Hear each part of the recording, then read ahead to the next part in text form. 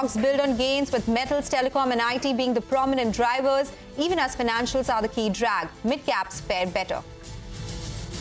RBI proposes a 5% increase in the liquidity coverage ratio for banks to meet cash needs of digitally enabled retail customers. It also eyes higher liquidity for certain unsecured credit. The move is likely to dent profits of banks. Mankind Pharma pips others to buy out Advent from Bharat Serums and Vaccines in a deal worth 13,630 crore rupees. The acquisition will position Mankind as the leader in women's health and fertility in India and give it an entry into the critical care segment.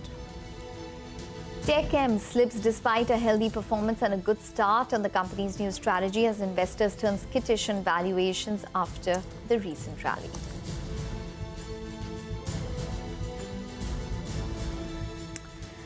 Hello and welcome to Halftime Report. I'm Ekta Batra and with me today is Sonal Putra. Well, it's turning out to be a session which is quite steady at this point in time. So we do have the mid-cap index, which is up around 1.7%, and that seems to be the key highlight for today. Nifty also up around 1%. So we have a lot to talk about when it comes to earnings, considering that the budget is behind us now. We do have the earnings to focus on for the next couple of days, 15 odd days. So Sonal, we have a couple of managements lined up. Oh yes, so let's get started, right? United Breweries, that's the first management on the show. Revenue came in below estimates while gross margin expanded. Overall volume was was aided by popular business. Vivek Gupta, MD and CEO, United Brewery, joins us now. Mr. Gupta, good afternoon. Thank you so much for joining us. And it has been a good volume performance in one of the segments, the premium segment that is. But let's talk about some changes that we've seen in terms of policy.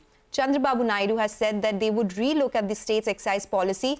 What is your ask, and by when is clarity likely on this? Yes, we had a very, very strong quarter, and we delivered almost 9% top line growth. I think on your specific question on Andhra Pradesh, we are waiting for the further developments on the policy. We can only comment once we actually see the fine prints of the policy, and I can only say that we are operating our brewery in Andhra Pradesh with almost 30% capacity, so we have potential to supply more beer once the policy comes into account. But we are waiting for the footprint of the policy. Okay, but how much does Andhra currently contribute?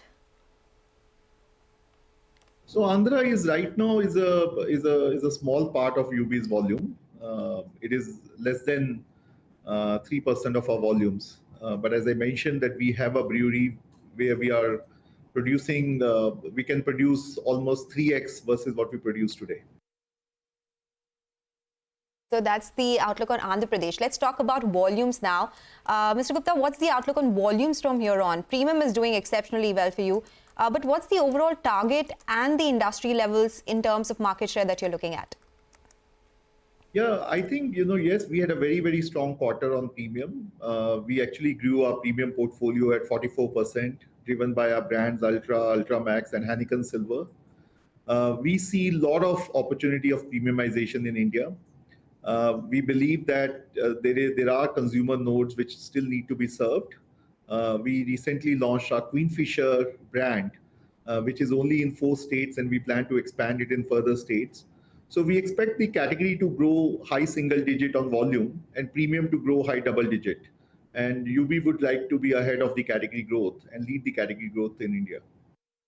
Okay, fair enough. But Mr. Gupta, if you could just give us a sense in terms of what your current market share is in the Indian beer industry and the expected trends. What is the share in specific markets such as Karnataka as well? Look, I think overall, as we said, we finished last quarter somewhere between 48 to 49 market share. Our goal is to consistently increase category and be ahead of category. So we will be in the same range going forward as well. On state-specific market share, look, there is always fluctuations in the state depending on the execution. We are very pleased with the progress we are making in Karnataka.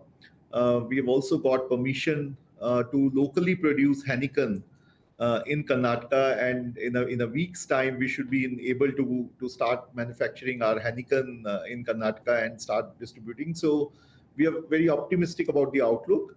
But again, as you know, this business has a lot of regulatory aspects.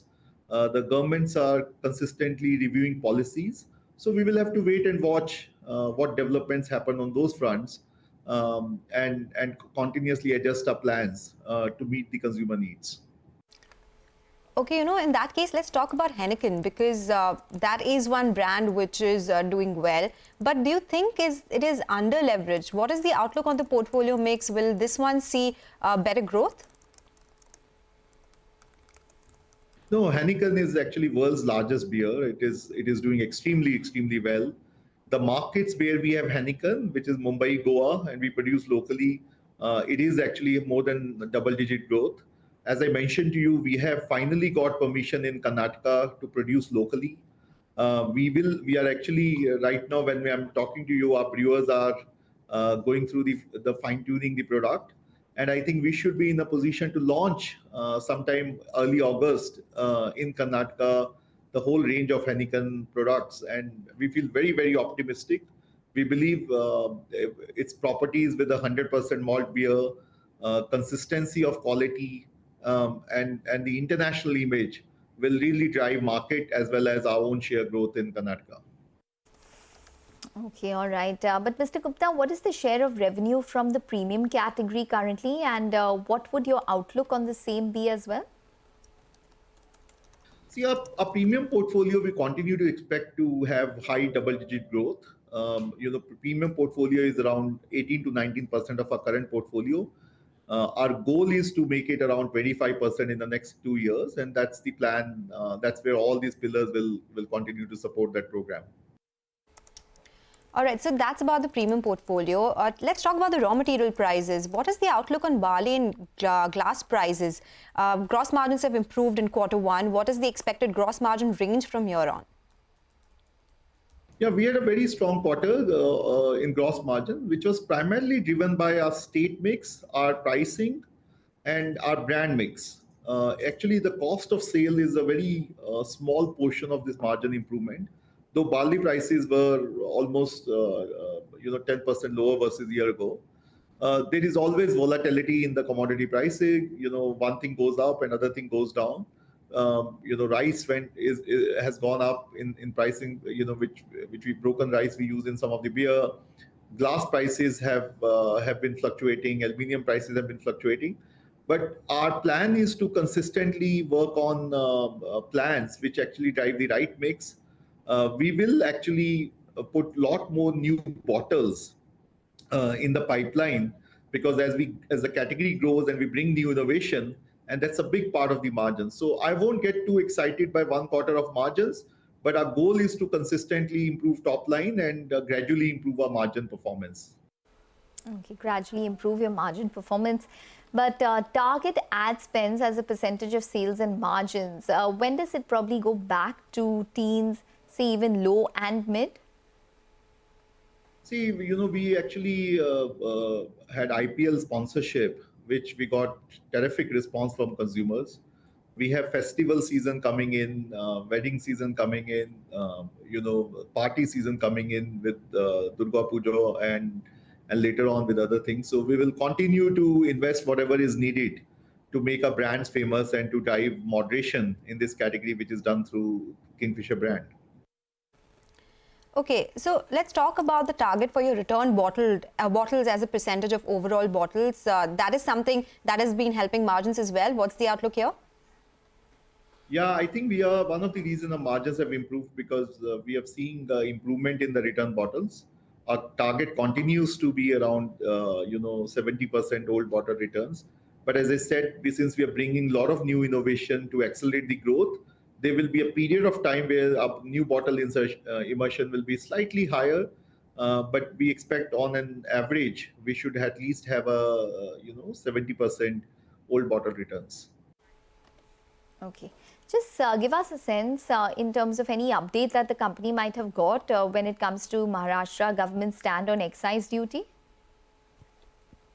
No, we continue to work with the government. We don't have any update yet. Okay, all right. Mr. Gupta, thank you so much for joining us today and giving us all those details. That's the word coming in from United Breweries. Strong performance in their premium segment. The stock, though, lower by 2.5% right now. We'll slip into a short break. Up next, we'll be joined by Ashwani Arora, who is the MD and CEO at LT Foods, to discuss their performance for the quarter gone by. Stay tuned.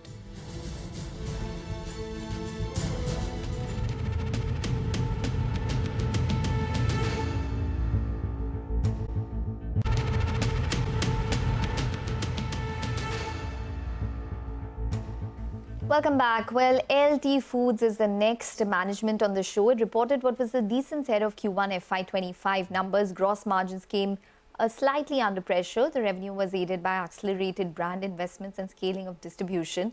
To discuss this, we have with us Ashwani Arora, the MD and CEO of LT Foods, who joins in now. Mr. Arora, thank you very much for joining in. Well, if we could just start by talking about your gross margins, which have come under pressure.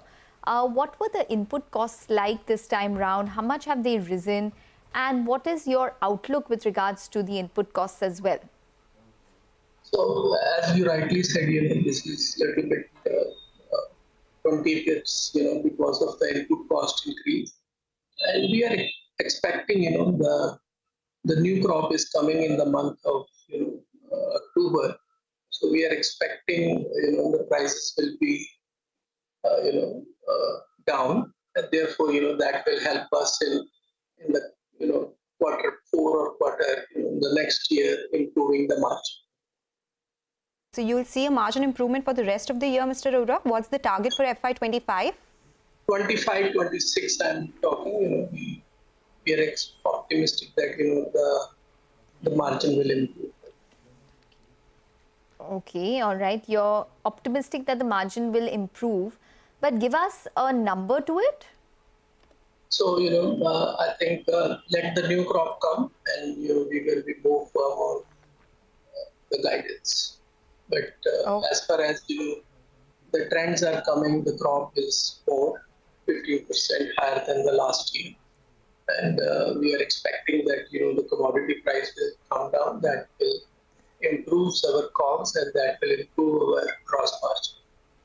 Okay, all right. Let's talk about your organic foods business. The volume growth here has returned. This time around, the volume growth is 34%. The revenue growth is slightly lower, though, 33%. So, is there some pricing pressure that you're seeing, or is it because of higher ex-soya mix that you've seen that this volume growth is coming higher than revenue growth? And what is the growth that you're seeing in other portfolios? So, in the organic business, we are improving, we are adding the new product in the portfolio. So that has helped us to improve both in the margins and the top line. And we are optimistic on the organic business. Our stock and sell model in Europe and America is getting strengthened. So we see a good prospect in that business.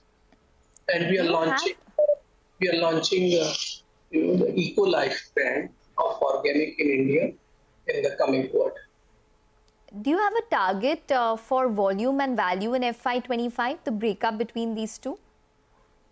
So organic contribute roughly 10 to 11% to our revenue.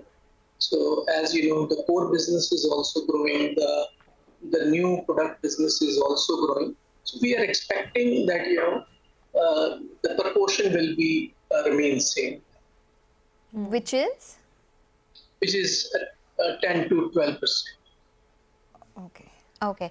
Let's talk about your international business. You've done a lot of efforts in the US, in Europe as well.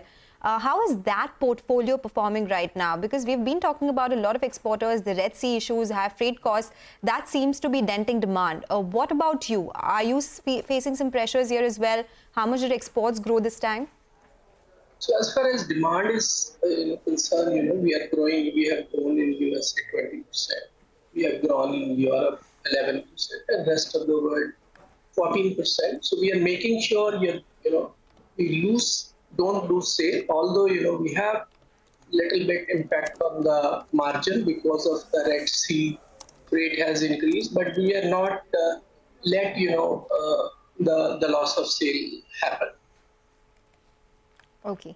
You do have some capex which is coming up in the UK. We do understand that there is a facility which has been commissioned, or a new UK manufacturing hub which is in Essex. Can you just give us a sense in terms of what the annual revenue potential is from there? Which are the markets that you would be servicing? So as far as market UK is concerned, it's a $1 billion market, both cooked rice and dry rice.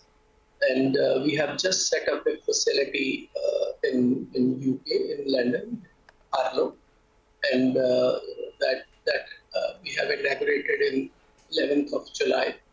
And we are expecting first year $40 million pound of sales this year, and we are optimistic that in 5 years we're targeting to be 100 million. Okay. Any of the retailers that you've partnered with this 400 million pounds start in FY25 itself, or will it be prorated this time?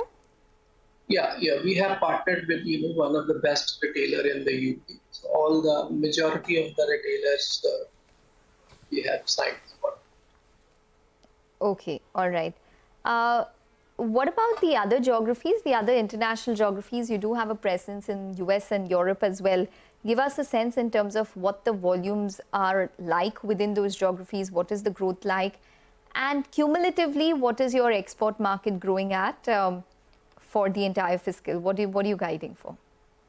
Yeah, so as I said about USA and Europe and Far East. So we are present in 80 countries. We have a ground presence in USA, Europe, and we are expecting this growth momentum to be continue. As this growth is led by the consumption. As now most of the South Asian people are shifting to that part of the world. That is leading the growth. And the second is that people are moving from other rices to basmati rice because of its the specialty, aroma, taste, and being a strong brand across the world with Dawat, the leading brand globally, and Royal, which is North America brand, holding a 50% market share.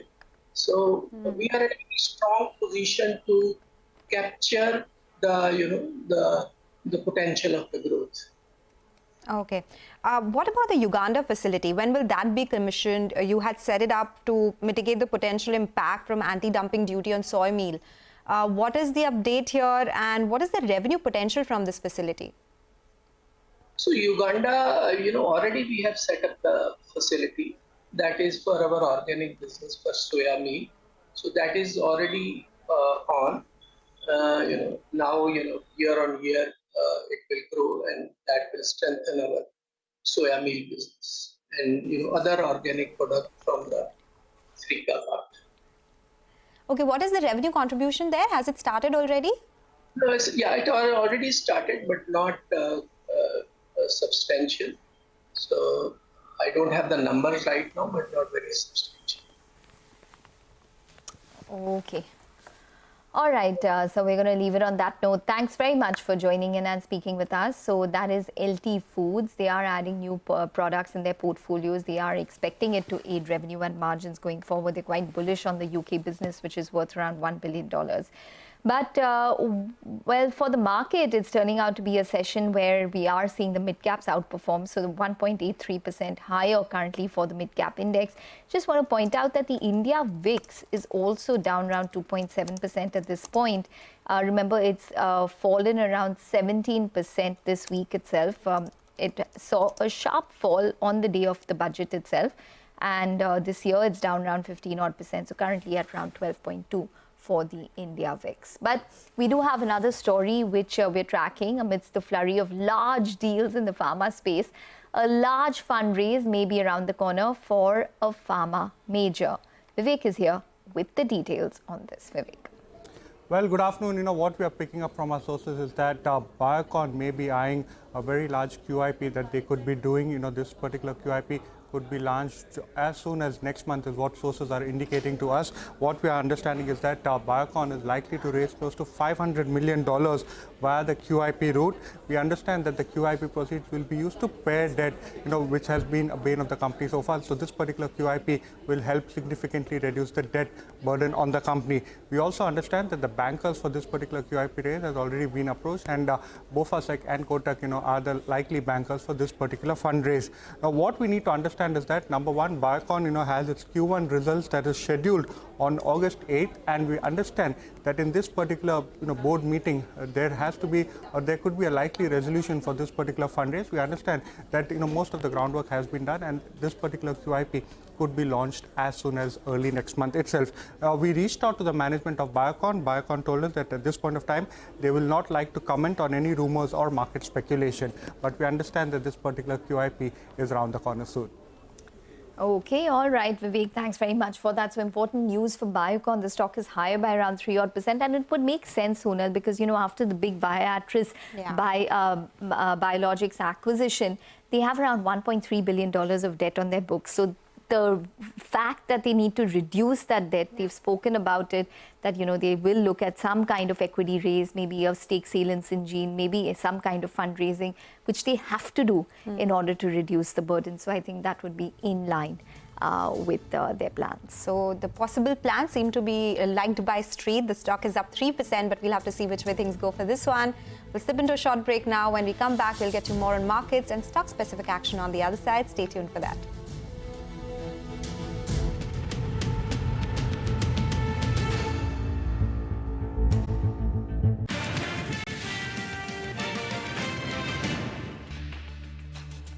Welcome back. Well, markets at the day's high, mid-caps doing really well. It's a good time to talk about the F&O setup at noon. Nigel is joining us for the F&O Qs. Nigel.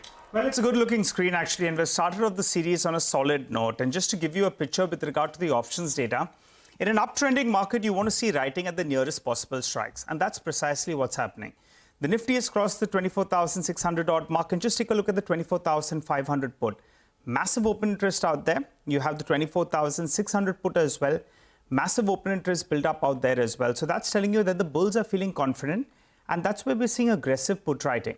On the call side, the 24,600 call, the premium, is roughly around 100 rupees or thereabouts out there. And that one as well is seeing a fair bit of writing, which brings us to the crucial levels. The recent high, that becomes the line in the sand, and the bears will want to defend that mark. 24,855, important mark on the upside as a reference point. But as long as you're holding about the 24,200 odd or the 20 DMA, that vicinity of around 24,350, if the bulls can hold on to those levels, they'll be counting on, trending higher even from here. Because the screen is telling you a story, right? We have some negative news flow that's come in earlier this week, and that dip has just got bought into. But for the markets to actually go ahead and take out that all-time high on the Nifty Bank needs to participate.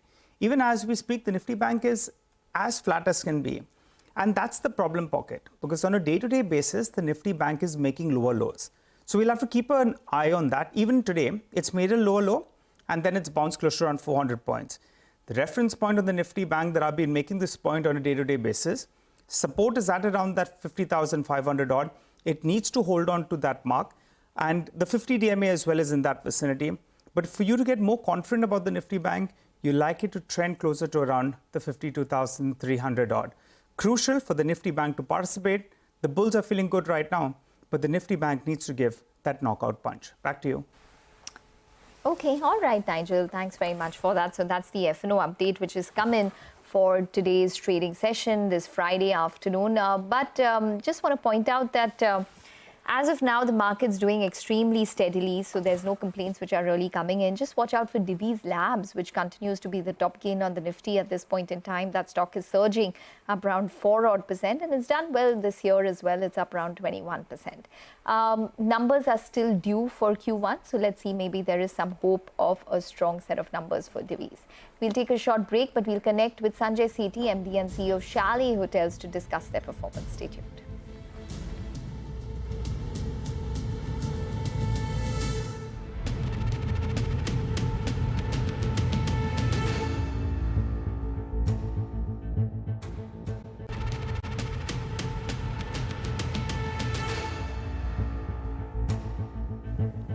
Welcome back. Well, Chalet Hotels is the next management on the show. It reported what was a good set of numbers in what was a challenging quarter. So Q1 was impacted by, for example, elections as well as heat wave. To discuss this and more, we have Sanjay Sethi, who's the MD and CEO of Chalet Hotels, who joins in now. Mr. Sethi, thank you very much for joining in. Well, you've done well this quarter. Revenue growth of around 16-odd%. EBITDA is up around 27% as well. Just give us a sense in terms of how the ARR or the average revenue per room looked like, as well as the occupancy. Good afternoon, Ekta. It's a pleasure being back on CNBC. Look, as you mentioned, it was a quarter which was challenged on account of a massive election process in India. And, the impact impacted the industry by almost about 6 out of the 12 weeks in the quarter. And Q1 is never really the best quarter in any case. Despite that, on a same-store basis, we've delivered 9% growth. And overall basis, we delivered about 15.5% growth. And also managed to increase EBITDA by 100% if you take away from last year the one-off tax benefit that came in Q1 of 24. So overall, satisfied with what we did in Q1. The true story for hospitality really is after Q2, because H2 tends to be a much stronger quarter. But the industry dynamics seem continue to be extremely positive, with tailwinds largely on the back of the positive arbitrage between demand and supply, and which is expected to continue for the next 3 or 4 years. On the average room rate and occupancy or RevPAR front, the strategy was to keep the rooms occupied. So we focused more on strategy in on occupancy in most of the hotels. Because MICE was slow, we've had to rely on independent travelers. We've still had 4% RevPAR growth on a same-store basis. Overall, if you add the new inventory to the portfolio, then the RevPAR growth is around 2%. Okay. Mr. Sethi, you said you did well in a time when the industry saw some weakness in Q1. Despite that, margins have come in closer to 39% this quarter. Is this something which would be sustainable, or you'll be able to improve? Because, as you said, second half would be better than the first half. So will margins improve from here on? Well, we expect margins to improve because Q1 is the weakest quarter in any case. H2 will throw up some very positive margins. The numbers that you have on the screen just now are different than the numbers that I have, because we've delivered 40% EBITDA margin on a segment of hospitality. So you may need to change that to That is correction. the EBIT margin, Mr. Sethi. Oh, EBIT, it's not sorry. the EBITDA I'm sorry. margin. I'm sorry, my fault on that one. Yes, worries. you're right. The EBIT margin was that much. But EBITDA will continue to grow. Q2 will be better than Q1. Q3 and Q4 will be significantly better than Q1 and Q2. Okay. What did you end FY24 with in terms of the number of keys? And you do have a target of around over 3,090 keys odd in FY25.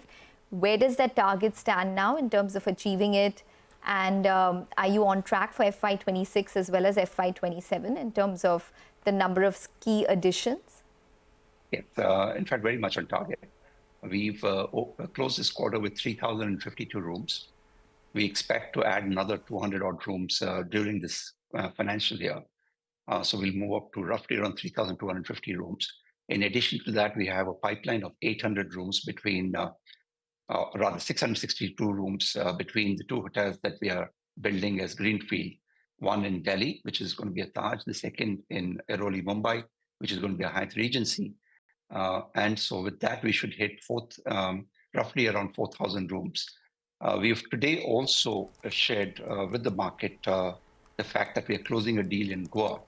It's a beachfront property in Goa, positioned at the luxury end. And what is Greenfield, so it'll take 3 years to build out.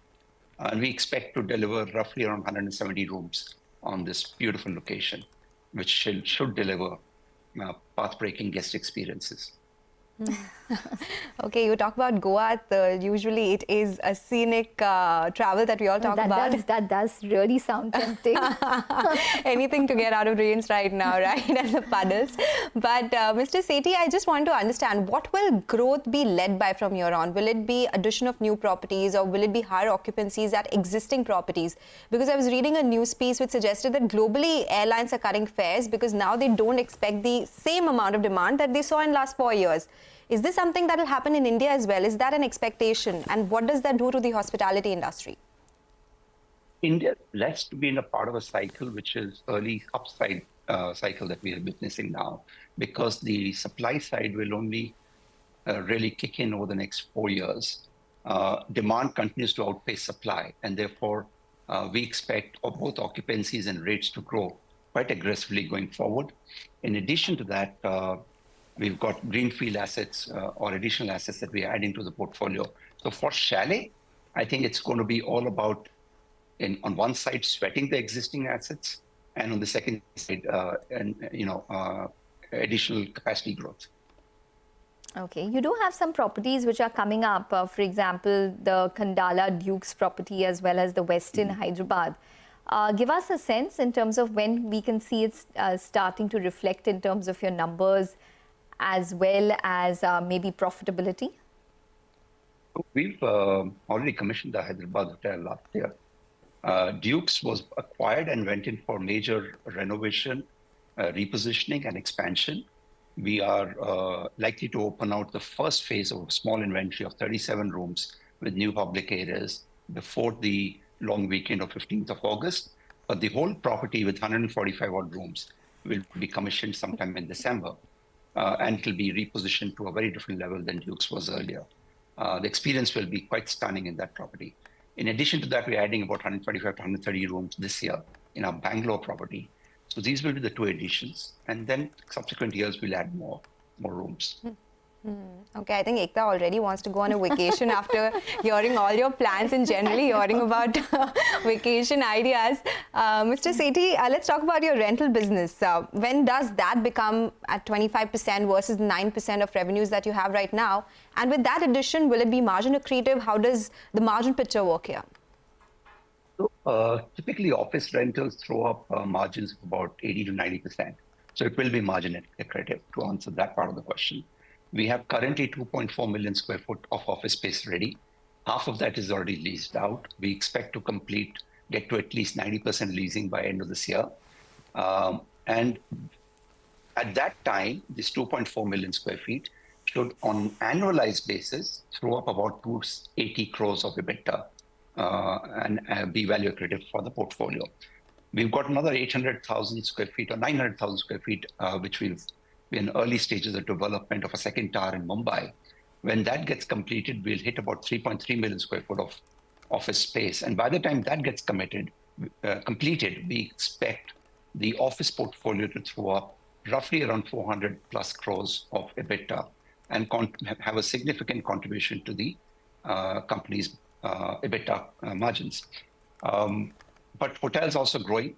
So at the end of it, we expect office portfolio to throw up about 25% of the total margins. Okay, all right. Well, we look forward to all of these properties. Mr. Sethi, thank you very much for joining in and speaking with us. So that is Chalet Hotels talking about the quarter gone by, as well as their capex, which they have lined up. Piramal Pharma just came out with its numbers. The revenue is coming at around 1,951 odd crores. And the margins have come in, I think, at around 10 odd percent, which is an improvement on a Q1Q on a year-on-year basis, which compares to 7.6%, but versus 20.8% last quarter. So that's the reason you're seeing the stock dip into the red. Q1Q, the performance has been weak, and I think the street wanted to see consistency in terms of the margins, though they did say that it is lumpy. Q4 is the best, but from 20.8 you come down to around 10 odd percent.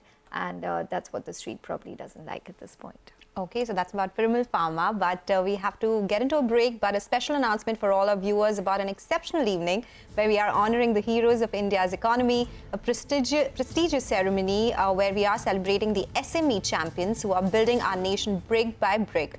The $5 trillion economy on the horizon. We must acknowledge the heroes, our small and medium enterprises. India's one of the coveted SME Awards platforms is here to recognize, honor and celebrate the builders of India's economy.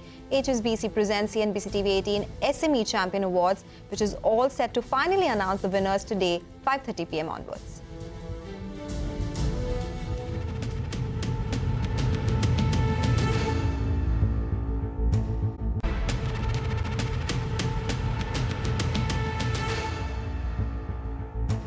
Welcome back, and joining us on the show now is Keith Tan. He's Associate Director, Asia Metals Pricing at S&P Global Commodity Insights. Keith, hi, good to have you. And yet another month which isn't really going down so well for the overall metal as a sector. When you look at the macros, because we've seen the manufacturing data from whether it's about Japan, US, Germany, all of that coming on the weaker side. And the inventories on the other side have been rising as well. So when you look at macros, where would you put your finger on? Good to be back, Manisha. I would say, indeed, the ferrous markets have been in a bit of a swoon. To say that prices have tanked wouldn't be an exaggeration. So we've seen, again, an indicator of the manufacturing sector would be hot rolled coil prices. These have reached, in Bombay itself, the lowest since December 2020.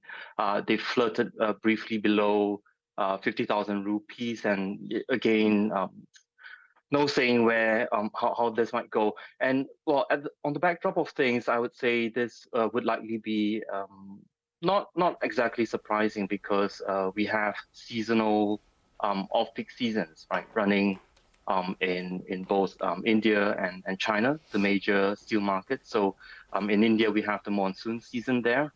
Budget's just been passed with no big surprises. Continued infrastructure investment being expected. But what's ailing, I would say, the rest of the market is really news of price declines taking place in China, particularly in the rebar sector. And the rebar price would be a good indicator of where the construction sector is at. Prices in China have fallen to the lowest in 7 years recently. And this would be mainly because of some recent regulatory changes in terms of the specifications that new specifications, national standards have come into play. And traders are now rushing to clear off inventories of cargoes that were made using the older specifications. So again, I think people are now appealing to the government for more time to clear inventory. So there's now a 2-month period for when the new standards are expected to come into effect. In the meantime, I think this has really not just been an impact on steel, but also raw materials. So I think there's a lot to look out for. So steel at a near 7-year low, Keith, would you say it's near its bottom? Do you see further declines? Do you see buying opportunities now for metals? Well, I would say from the angle of where we are at seasonal down seasons, both in China and in India, perhaps the bright sparks that remain would be an uptick in potentially some coking coal demand that we've been seeing in the spot market of late, and this is taking place in India. So there's been some demand for coal that's been loading in the months of August from other regions like Australia. Of course, Diwali should bring a peak steel seasonal demand, as well as the passing of the peak of summer in China, where again construction activity resumes. So I think we'll have to see where prices and how prices weather the coming month to decide whether. Keith, what's your sense from here? From here, would you say you could see a decline of perhaps 1% and a gain of 2%? How would you look at the risk-reward ratio from these current levels? That's going to be a tricky call to make. I think I might have, I think let's take a peek potentially at the raw materials, where we've seen, for a bit of a clue, right, where iron ore prices have actually fallen just yesterday for the first time below $100 since April. They're now at the $99.70 level. That's really, again, no surprises given that the steel demand in China has been weak for a while. The property developer situation is something that's unfolding, and I think the market has not really seen a lot of stimulus by way of policies or supportive measures that have been taken, and that's what they've been expecting coming out of the third plenum that's just closed. Again, for more clues, I think coking coal is another key indicator. It's again fallen quite sharply to a level that's last seen in 2023, about a year ago. Again, what's dogging the market, even though there are some supply shortages and mine issues, again, the demand seems to be outweighing all these supply concerns. So, yeah, I think, again, probably not short-term concerns, and they probably might need to be addressed. Traditionally, we've seen that addressed through policy means, All right. tax changes. Yeah. All right. Keith, thank you so much for joining us. So, well, absolutely, this is an not seasonal demand that we're seeing in Asia, but going forward, as you said, infrastructure demand in India, especially given the fact that we're headed towards festivals and weddings, is something that perhaps could lead to some support and buying coming in for metals. But with that, it's totally out of time on Halftime Report. Business Lunch takes it forward.